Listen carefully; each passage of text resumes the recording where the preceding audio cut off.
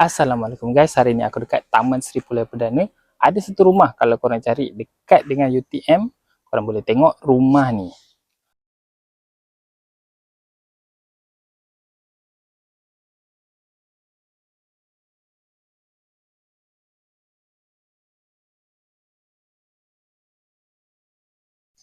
Rumah ni 3 bilik, 2 bilik air, owner dah siap extend lagi.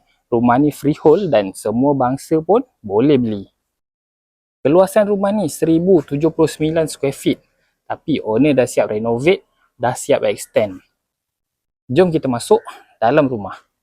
Ini carport dia ya geng. Boleh masuk satu biji kereta. Dekat atas owner dah siap buat dengan awning. Dekat tepi ni ada lagi ruang. Jom kita masuk dalam rumah.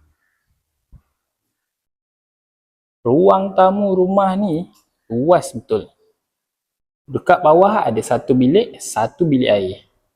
Jom kita tengok bilik yang pertama.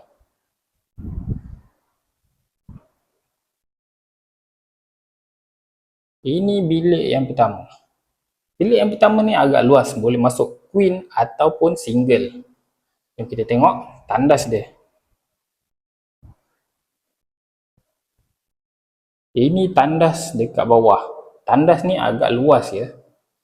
Dekat tepi ni dah ada tabletop. Rumah ni owner dah extend sampai ke belakang, dah siap ada tabletop lagi. Dekat bahagian depan ni pun owner dah extend disebabkan dapur dekat belakang tak berapa luas, jadi owner buat dapur dekat sini dan dah siap dengan tempat untuk laundry dekat ujung tu. Naik je tangga ni, ada lagi 2 bilik. Ini bilik yang kedua.